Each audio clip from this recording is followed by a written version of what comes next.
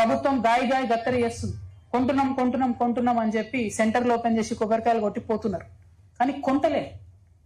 ఎంత నష్టం జరిగింది. నిన్నగాక మొన్న ఈ భీమవరం చెరువు దగ్గరనే నేను ఒక సంఘటన విన్నా. నిన్న ఎంత బాధ అనిపించింది. 7 లక్షల రూపాయల వరి పాపం రైతు ఆరవోసుకున్నాడు. తెల్లారు లేచే వరకు నీళ్ళు వచ్చినాయి, కొట్టుకపోతే ఒక్క గింజ లేదు, ఒక్క గింజ.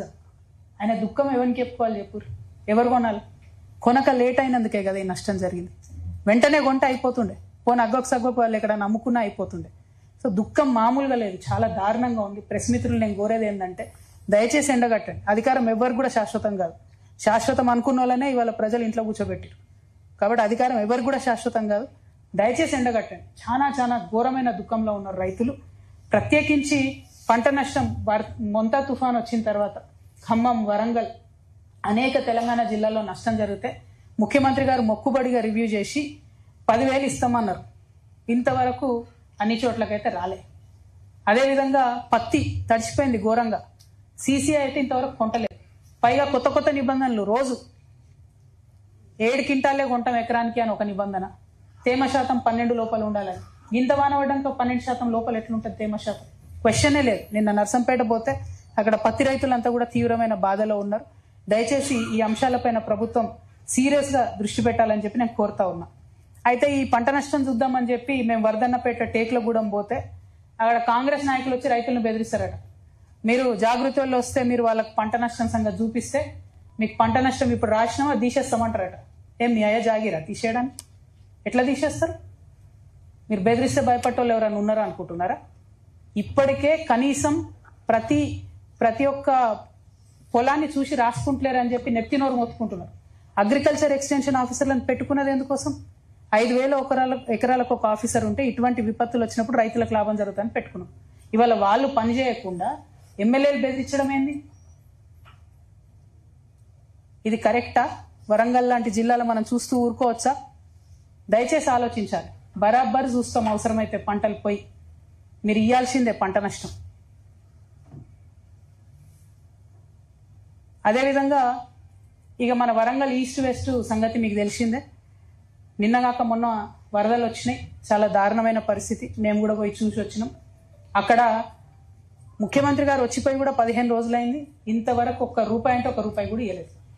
ఇవ్వాలి వెంటనే పంట నష్టం, అది వరద ముంపు బాధితులకు అని చెప్పి నేను డిమాండ్ చేస్తా ఉన్నా.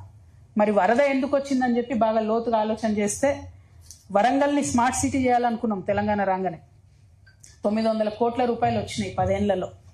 అది 2 ఎమ్మెల్యేలు చెప్పుకున్నారు వరంగల్ ఈస్ట్ వెస్ట్ వాళ్ళు. అది మీ అందరికి కూడా తెలుసు.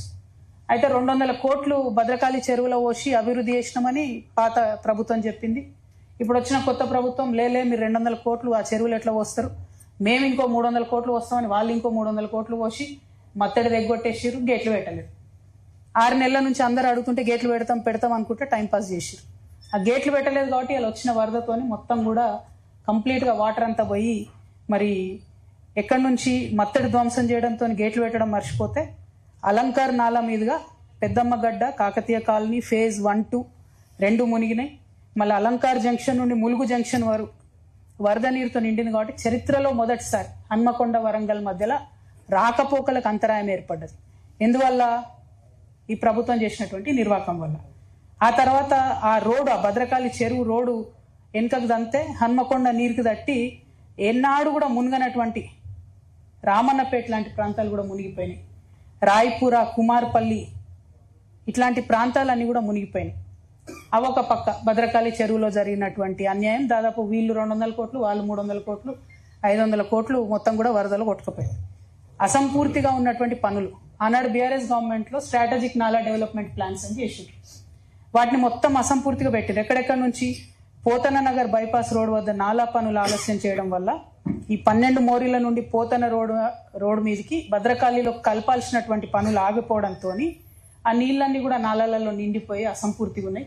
అవన్నీ వచ్చి మొత్తం కూడా ఫ్లడ్ చేసినాయి. ఎక్కడెక్కడ?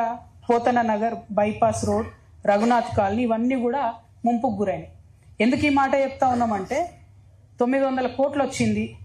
ఇంతవరకు వరంగల్ ఇంత పెద్ద సిటీ, హైదరాబాద్ తర్వాత సిటీ అని చెప్తాం. అండర్ గ్రౌండ్ డ్రైనేజ్ కాలే. మా నిజామాబాద్లో నేను ఎంటబడి 3 ఏళ్లలో వేసుకున్నాం. మొక్కినం ప్రజలకు ఇబ్బంది అవుతుంది మీకు, ఒక 3 ఏళ్ళు మేము రోడ్లు తవ్వుతుంటాం, కానీ ఈ పైపులు వేసుకుంటే ఇంకా 50 ఏళ్ళు నిజామాబాద్ బాగుంటుంది అని చెప్పి లిటరలీ మొక్కి 3 ఏళ్లలో కంప్లీట్ చేసి ఆ తర్వాత 2 ఏళ్లలో రోడ్లు వేసుకున్నాం. మరి ఇక్కడ ఎందుకు వేసుకుంటలేరు? మా నిజామాబాద్ కన్నా 3 ఇంతలు ఉంటుంది మీ పాపులేషన్. ఇక్కడ ఎందుకు వేసుకోలేదు అండర్ గ్రౌండ్ డ్రైనేజ్? పోనీ వాళ్ళు వేయలేదు. అప్పుడు బస్ స్టాండ్ దగ్గర విడిచిపెట్టారు. వరంగల్ బస్ స్టాండ్ 70 కోట్లు. నేను 25 కోట్లు అడిగి తీయాలి మాకు బస్ స్టాండ్కి నిజామాబాద్కి. 70 కోట్లు పెట్టి బస్ స్టాండ్ ఇస్తే మొత్తం దగ్గర 30 ప్లాట్ఫామ్లు కడతామన్నారు. ఇప్పుడైతే షెడ్ వేసి కూర్చోబెట్టిరాడ. చాలా దారుణంగా ఉంది పరిస్థితి. అదేవిధంగా నా రిక్వెస్ట్ ఏంటంటే వీళ్ళు చేసిరా వాళ్ళు చేసిరా అన్నది కాదు. డంపింగ్ యార్డ్ కానీ అండర్ గ్రౌండ్ డ్రైనేజ్ కానీ ఇవన్నీ లేవు. అయితే నేను ఇంకొంచెం డీటెయిల్గా కనుక్కుంటే నాకు తెలిసింది ఏంటంటే వరంగల్ ఈస్ట్ వెస్ట్లో ఎమ్మెల్యేలు గెలవాలంటే కబ్జాలు చేయడం అన్నది మినిమం క్వాలిఫికేషన్ ఉందన్నట. అది ఏ పార్టీకి సంబంధం లేదట.